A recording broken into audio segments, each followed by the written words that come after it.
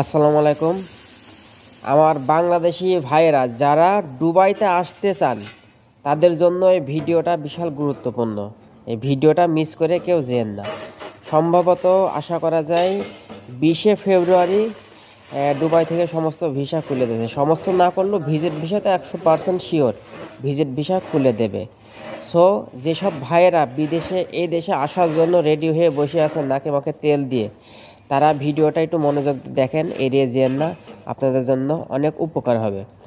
যেমন ভিজিট ভিসায় আগে আমাদের বাংলাদেশের মানুষ জানে, এইটাই জেনে এসেছে যে দুবাইতে ভিসাতে ভিজিট ভিসায় যাব, যে ভিসা মিশা করে যে কোনো কোম্পানিতে বা যে কোনো কাজে ঢুকে পড়বো। ভাই সেই দিন পানিতে পড়ে গেছে। এবার অনেক হিসাব কিতাব করে দুবাইয়ে পাড়িয়ে দেবেন। ভিজিট ভিসায় আপনি আসতে পারবেন সহজে, সমস্যা নেই, কোনো ব্যাপার নেই। কিন্তু এই দেশের সরকার বর্তমান এমন নিয়ম করেছে, সেটা হচ্ছে যে এই দেশে আসার পরে আপনার কোনো স্পন্সর লাগবে। যে কোনো কাজে ঢুকতে গেলে আপনার স্পন্সর লাগবে, তার আগে আপনি পারবেন না।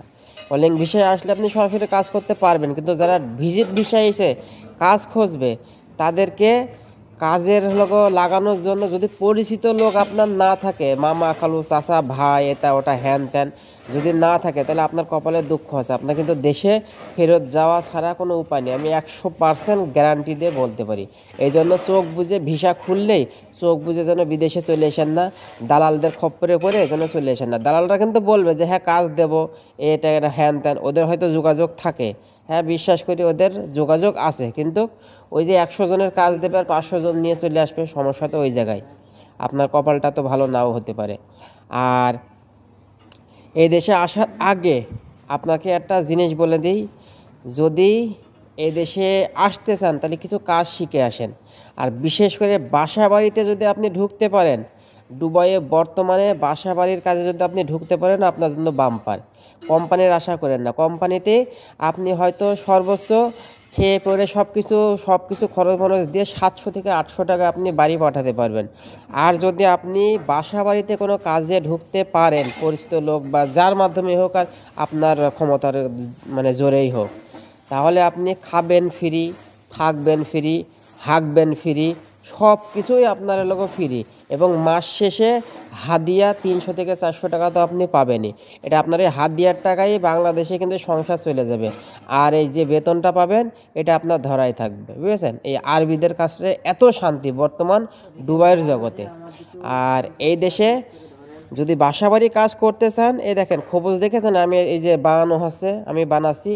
এই জিনিসটা যদি আপনি পারেন তাহলে আপনি এই দেশের লোকের লক্ষ্মী, বুঝেছেন? 1 নম্বরের আপনি এই দেশের লক্ষ্মী। যে কোনো অফিসই বা যেখানেই হোক, আপনি যদি এই খবুজটা বানাতে পারেন, আরবিদের ঘরে কিন্তু কাজের লোকের খুবই সংকট।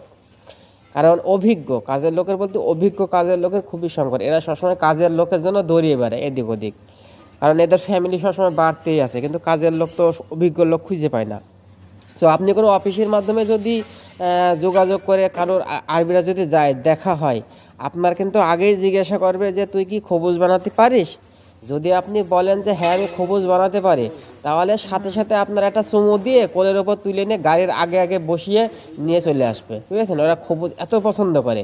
আর যদি বলেন যে খবুজ বানাতে পারি নে, তাহলে হয়তো শুনবে আর কি পারিস, এটা পারিস ওটা পারিস, তারপরে পছন্দ হলে নিল, না পছন্দ হলে নিল না, এটাই বড় কথা। সো খবুজটা পারলে আপনার জন্য মনে করেন যে লাভ।